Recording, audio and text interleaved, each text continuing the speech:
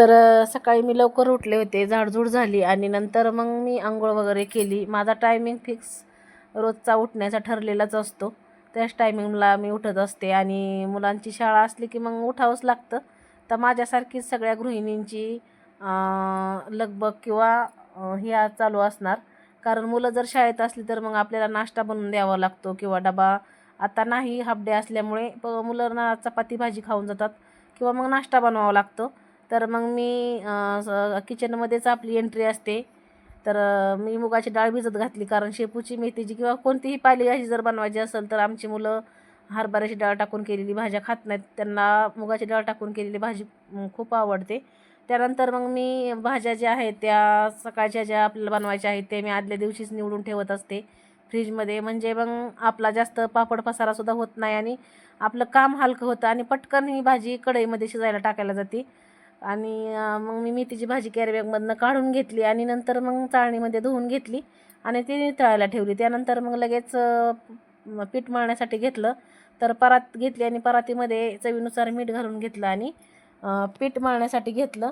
तर काय होतं, चपातीला भाजी बनवायच्या अगोदर जर आपण पीठ मळून ठेवलं तर मग कणिक चांगली भिजते आणि दिवसभर चपाती मऊ राहते आणि मऊ लुसलुशीत चपात्या होतात. तर असं माझं रुटीन असतं रोजचं.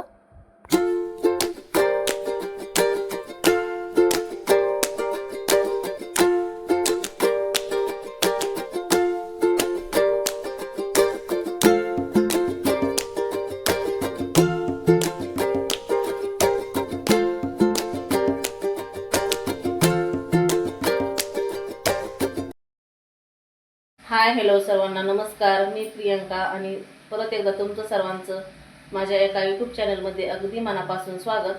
तर आजचा दिवस तुम्हाला खूप छान, मस्त, आनंदाचा, आरोग्यदायी आणि भरभराटीचा जाऊ दे ही स्वामींच्या चरणी प्रार्थना. तर आज गुरुवार आहे आणि 7 वाजलेले आहेत. माझी आंघोळ वगैरे झालेली आहे आणि आज मुलांना शाळा रेग्युलर आहे आत्ता आणि 9वीची परीक्षा चालू पण आहे.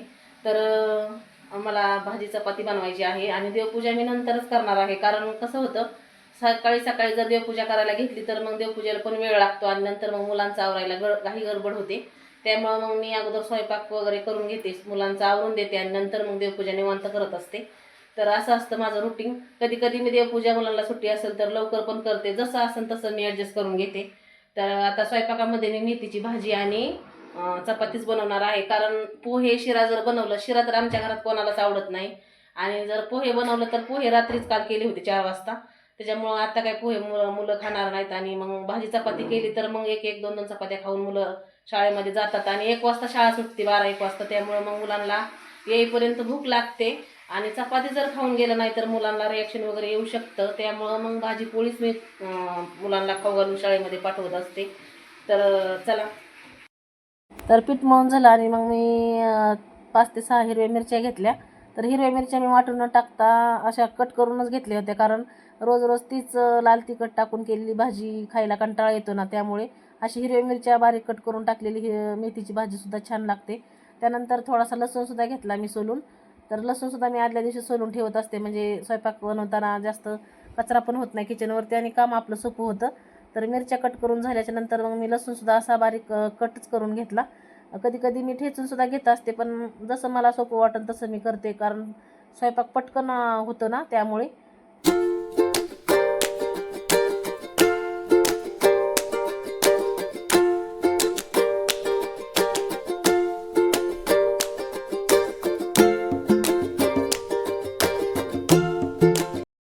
तर भाजी बनवायला घेतली बघा.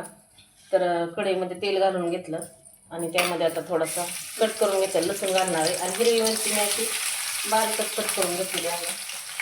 थोडीशी वेगळ्या वेगळ्या पद्धतीने जर भाज्या बनवल्या तर मग मुलं पण आवडीने खातात.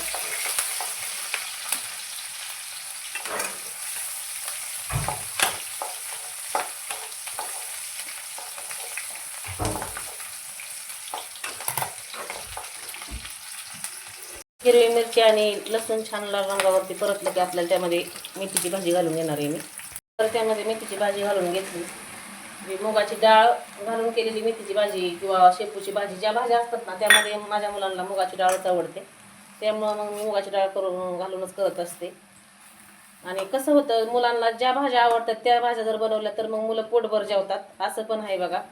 आणि शिरा वगैरे मी बनवत असते, पण त्यांच्या मूडानुसार त्यांना जेव्हा खायचं ना तेव्हा मग मी बनवून देत असते. असं रोज रोज नाश्त्याला खात नाहीत मुलं. आणि आता त्यामध्ये मी थोडंसं मीठ टाकणार आहे चवीनुसार. आता भाजी जर जास्त दिसली ना तरी शिजल्यानंतर ती कमीच होते, त्यामुळं चवीनुसारच मीठ वापरायचं.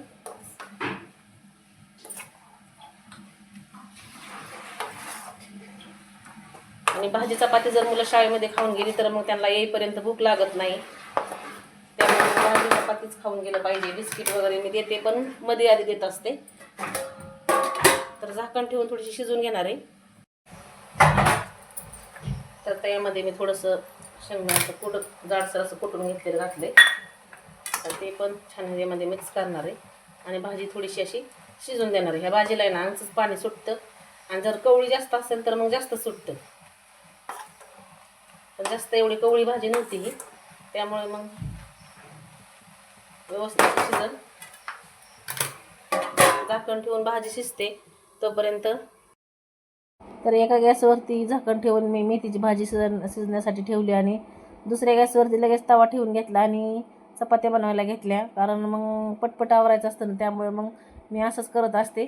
आणि मग मुलांचं तोपर्यंत आंघोळ्या वगैरे चाललं होतं.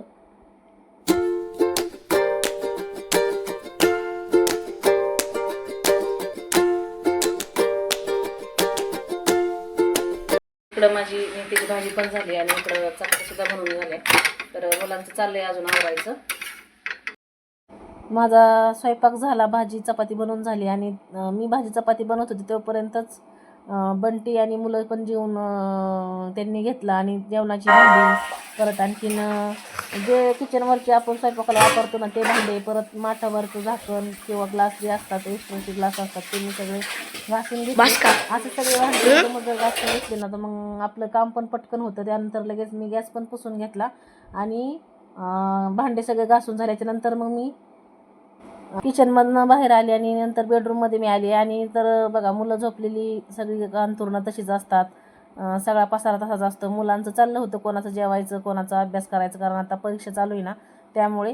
तर मग मी लगेच कपड्याच्या घड्या घालायला घेतल्या, आणि नंतर मग सगळीकडनं एकदा घरं झाडून घेणार होते, आणि नंतर मग माझी देवपूजा.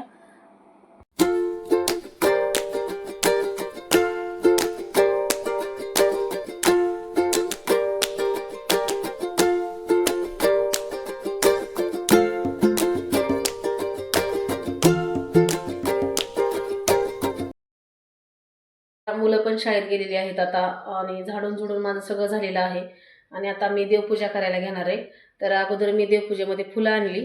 तर देवपूजेमध्ये मी अगोदर फुलं आणली आणि नंतर मग देवपूजेला घेणार आहे. तर आज गुरुवार असल्यामुळे मला हे जे वस्त्र आहे खालचं ते बदलायचं आहे, पिवळं टाकायचं आहे. तर मी अगोदर देवांच्या माळा काढून घेतल्या, आणि एक एक देव असं करून एका ताटामध्ये काढून घेतले. गुरुवारचं मी पिवळं वस्त्र टाकत असते, त्यामुळे सगळे देव मी काढून घेणार आहे आणि पिवळं वस्त्र देवाला चांगला स्वच्छ करून टाकून घेणार आहे त्यामध्ये. अगोदर मी देवाला स्वच्छ करून पिवळं वस्त्र अंथरून घेतलं. त्यानंतर मग मी रांगोळी काढली गुरुवारची. कलश चांगला स्वच्छ धुवून घासून त्यावर स्वस्तिक काढून घेतलं. कलशावरचा नारळसुद्धा धुवून घेतला आणि त्यावरती हळदी कुंकू वाहून फूल वाहून घेतलं. आणि देवपूजेला सुरुवात करण्या अगोदर मी दिवा लावून घेतला होता. त्यानंतर सगळ्या देवांना आंघोळ्या घातल्या. स्त्री देवतांना हळदी कुंकू आणि पुरुष देवतांना अष्टगंध असं लावून घेतलं, आणि माळा पण घालून घेतल्या. त्यानंतर पूजेची व्यवस्थित अशी मांडणी करून घेतली. आणि आज गुरुवारमुळे शेंगदाण्याचा लाडूचा प्रसादसुद्धा दाखवला, त्यावरती तुळशीपत्र पण ठेवले. आणि आजची ही गुरुवारची पूजा आहे. धूप अगरबत्ती लावून घेतली. तर कशी वाटली आजची ही पूजा तुम्ही कमेंट बॉक्समध्ये नक्की सांगा.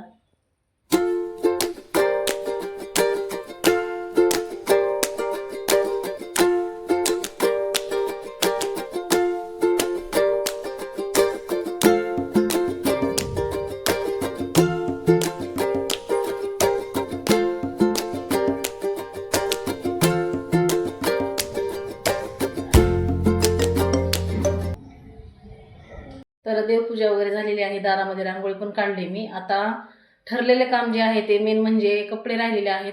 तर कपडे मी धुवून घेणार आहे अगोदर. नंतर बाकीची छोटी मोठी कामं घरामध्ये असतात, तर दिवसभर असं चालूच असतं. तर चला, कपडे वगैरे धुवून झाले आणि मुलं पण शाळेतून आली होती. तोपर्यंतच मग ही माझी मावस बहिणीची मुलगी मला भेटायला आली होती. जवळच राहते ती. तर आमच्या गप्पा वगैरे चालल्या होत्या. नंतर मग मी त्यांना सरबत वगैरे केला आणि नंतर मग ती घरी गेली.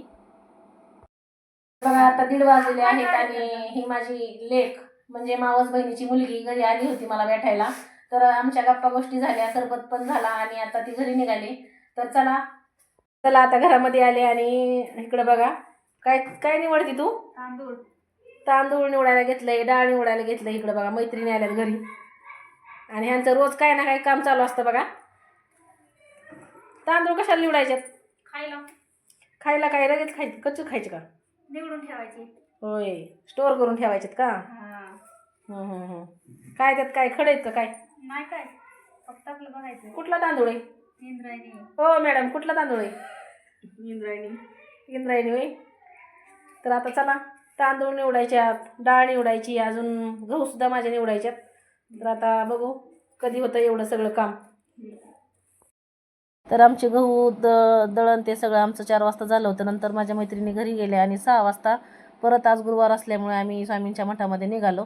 तर स्वामींच्या मठामध्ये आज आम्ही दर्शनासाठी गेलो होतो बघा सगळेच. तर चला,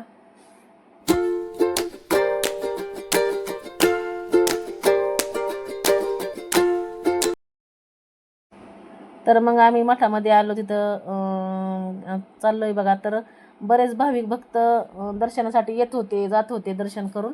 तर एवढी काही जास्त गर्दी नव्हती, पण होते भाविक भक्त, जसे ज्यांना वेळ भेटेल तसे येत होते आणि बरेच लोक येतात बरं का. आणि स्वामींची मूर्ती मी तुम्हाला पुढं सुद्धा दाखवते.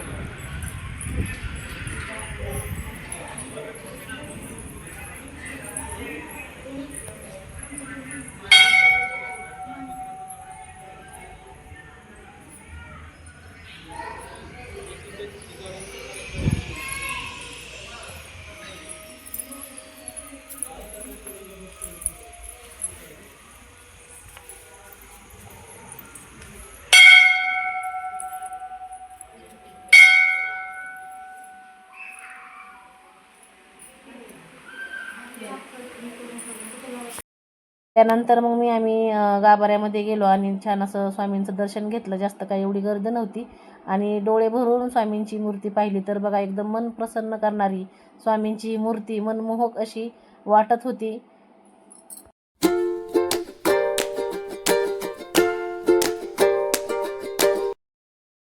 तर घरी आले आणि आता वाजले आहे 7. संध्याकाळची दिवाबत्ती मी करून घेतली. आता मला स्वयंपाक पण बनवायचा आहे. तर इथंच मी आपल्या ब्लॉगला एंड करते. तर तुम्हाला कसा वाटला माझा ब्लॉग ते कमेंट बॉक्समध्ये नक्की सांगा.